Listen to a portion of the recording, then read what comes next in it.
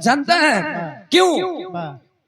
जमी को छिपाने के लिए गगन होता है, जमी को छिपाने के लिए गगन होता है, दिल को छिपाने के लिए बदन होता है। शायद मरने के बाद भी छिपाए जाते हैं लाखों गम, इसलिए हर लाश के ऊपर एक कफन होता है। आज जितनी जरूरत बच्चों को अपने माँ बाप को बचपने में होती है, उतनी जरूरत माँ बाप को भी अपने बुढ़ापे की अवस्था में अपने बच्चों की होती है। क्यों नहीं समझते हमारे देश के, हमारे हिंदुस्तान के, हमारे सोधी मिट्टी के लाल? आवा मास्टर साहब हम बताओ थी कैसे तरस खिलाइन बा।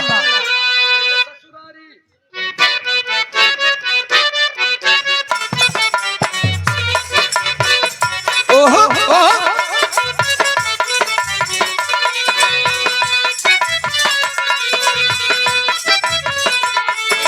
बहुत अच्छे बहादुर।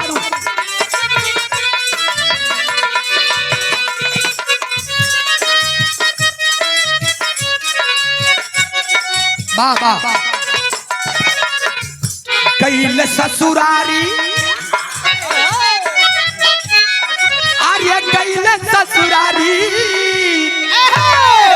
कैल ससुरारी बन के दुल्हवा, अरे हम कदो कमाल कर दिया। तो गईले ससुरारी बन के दुल्हावा, अरे हम कदो कमाल रे कमाल कर दिया। छोटका सारवा, छोटका सारवा, छोटका सारवा जब लावा परसले हम ललकी रुमाल दई। अरे ए चच्चा देखा हमारे तरफ से उधर से, हम उधर से हमारे तरफ फेंके तो हम एक गिराए दे, डेर के मारा, डेर के मारा। चच्चा अगर फेंके हो तो हूं असलाई के फेंक दाए जा। चच्चा अरे ए भैया हाथ जोड़ला नहीं, आशीर्वाद दे दी बिया कैंसिल। अरे चला जमन मना डंग नहीं मत के बहाव में एक लाइन हम गावत ही कैसे? हम प्रीतिया, हम प्रीतिया, हम प्रीतिया के नितियो नचनली की जिंदगी जवान हो गई।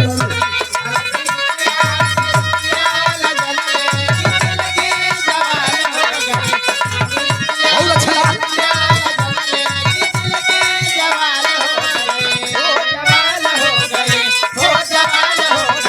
हम प्रीतिया के नितियो नचनली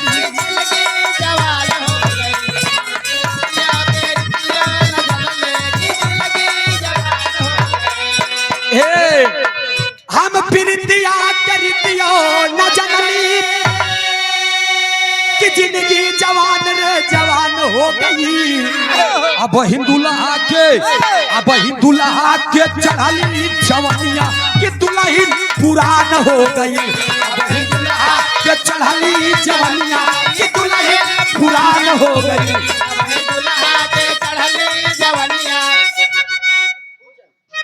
और ये फूलचंद यादव जी पीथीपुर की धरती से 101 रुपया का पुरस्कार, बहुत बहुत नमस्ते बा, प्रणाम बा, आशीर्वाद की चाहबा। लेकिन कहना पड़ा कैसे? तोड़ी के माया के, तोड़ी के माया के सारा बंधनवा सुगनवा फरार हो जाई। तोड़ी के माया के सारा बंधनवा सुगनवा फरार हो जाई। फरार हो गए, वो फरार हो गए। तुझे माया के सारा बंधनवा सुगनवा फरार हो जाई।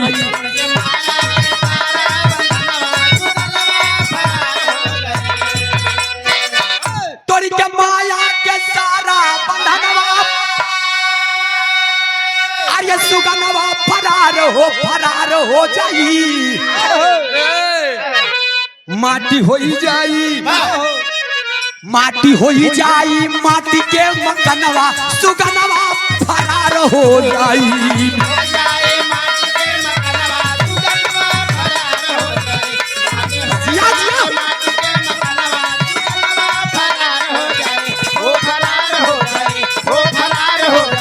माटी हो जाई मकनवा फरार।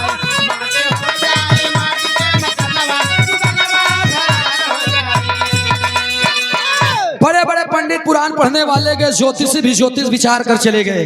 बड़े बड़े पंडित पुराण पढ़ने वाले गए, ज्योतिषी भी ज्योतिष विचार कर चले गए। रामचंद्र सीता समेत चारों भाई गए, हनुमान लंका उजाड़ कर चले गए। वाल्मीकि नारद वशिष्ठ मुनि यानी गए। कहे कवि भोजराज जो जग में आए होकर पसार कर, जो आया है उसे जाना सुनिश्चित है। इस मृतलोक की धरती पर आवागमन तो लगे रहा था बेनी भैया, से आई बा ओका जाना सुनिश्चित है। हर इंसान सोचता है कि मैं अपने जिंदगी में क्या से क्या बना लूं, लेकिन जानते हैं आप हर चीज मिथ्या है, स्वार्थी है, व्यर्थ है। हम आप भले से कितना भी टूट कर कमा ले, चाह कर कमा ले, खूब मर करके मेहनत परिश्रम गति करके और एक एक पाई जुटा करके रख ले, लेकिन अंत समय में हम लोगों के साथ कुछ जाने वाला नहीं है। इसलिए मैंने संजो करके एक बात और कहा। क्या कहा है?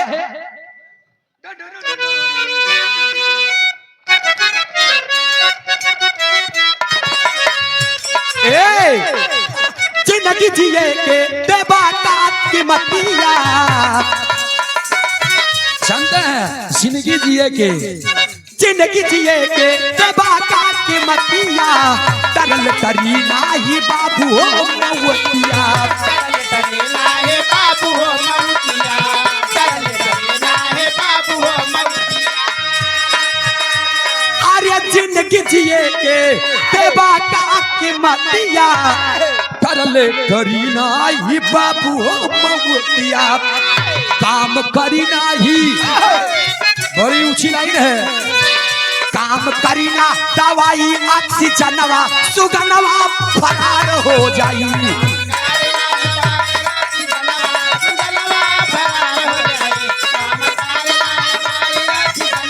सुगनवा फरार करीना दवाई ऑक्सीजनवा।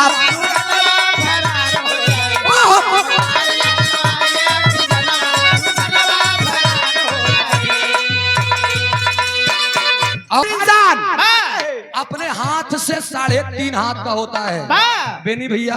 केहू कितनो बड़ा हो, केहू कितनो छोट हो, लेकिन वो अपने हाथे से नापी तो 3.5 हाथ के होई, और बीता से नापी तो 7 बीता के।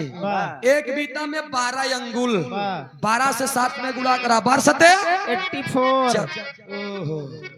12 सते 84 लाख योनियों में भ्रमण करने के बाद तब ये मानव का तन मिलता है बेनी भैया। हर जगह पर लिखा गया है कि बड़े भाग्य मानुष तन पावा, सुर दुर्लभ हर ग्रंथ ही गावा। कहूँ इतना ही लिखा बा, बड़े भाग्य गदहा तन पावा, बड़े भाग्य खटकीरवा तन पावा, बड़े भाग लीलगाह तन पावा। अच्छी बात यह खटकीरवा तन ना पावा, जानता बेनी भैया। एक भगोला पानी गरम करके अगर डाल दें 4 पाई पे तो पूरा परिवार सुहा हो जाएगा, जान ले। अब अगले लास्ट टाइम एक बात और कहा थी, कैसे?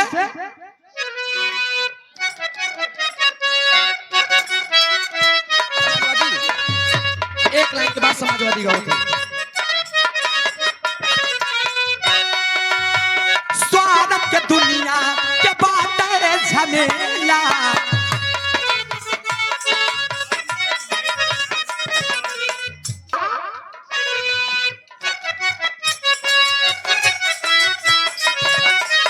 कहे झूठा जगत बात जईबा अकेला, छुट जाई अनधान दुनिया के झमेला, छुट जाए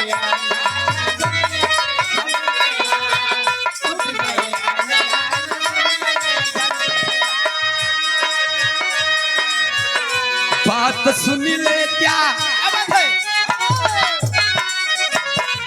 बात सुन ले चलाई जो मनवा सुगनवा फरार हो जाई, सुगनवा फरार हो जाए, सुगनवा फरार हो जाए, वो फरार हो जाए, वो फरार हो जाए, बात सुन ले चलाई के मनवा सुगनवा फरार हो जाए, बात सुन ले चलाई के मनवा सुगनवा फरार हो जाए।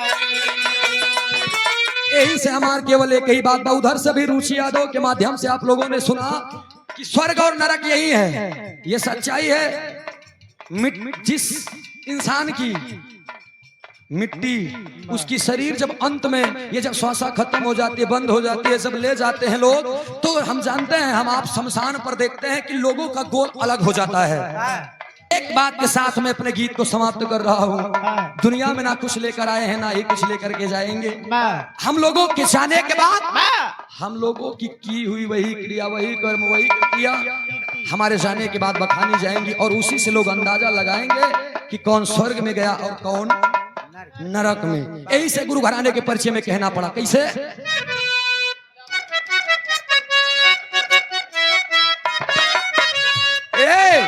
भुल्लू न मधार है दर गुरु राजा राम के, विमल मलिंदु भोज राज राधे श्याम के।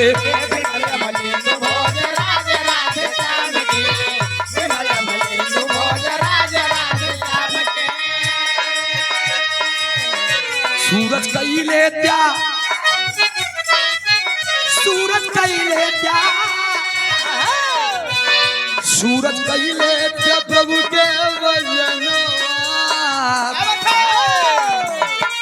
सूरज कैले त्या हरि के भजनवा, अरे सुगनवा पर जाई। मास्टर साहब देखा कहली ना कवन गीत गौले रहने तनिया मास्टर साहब तो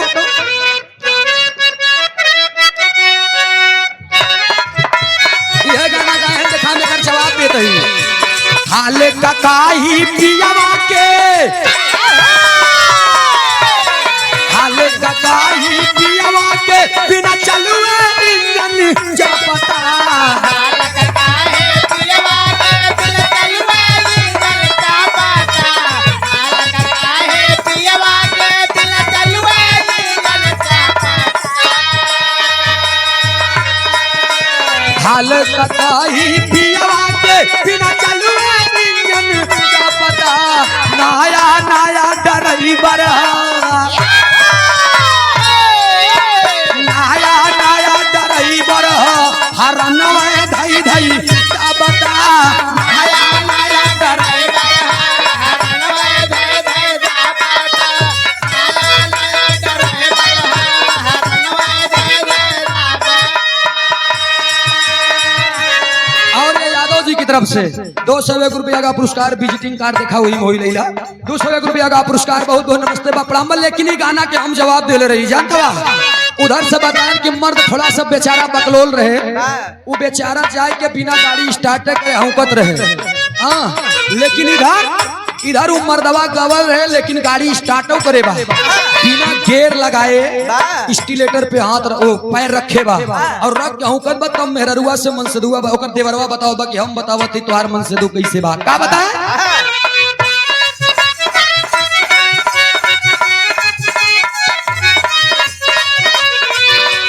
हाल बताई पियावा के, एक रतिया में गाड़ी देखी दी।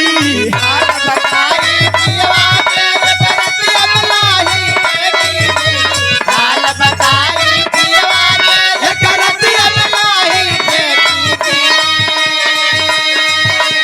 हाल बताई पियावा के, एक रतिया में गाड़ी देखी दी। हाले नया ड्राइवर, हाले नया ड्राइवर, घुमकी दा मोबिल फेंक दी। हाले नया ड्राइवर, घुमकी दा मोबिल फेंक दी। हाले नया ड्राइवर, घुमकी दा मोबिल फेंक दी।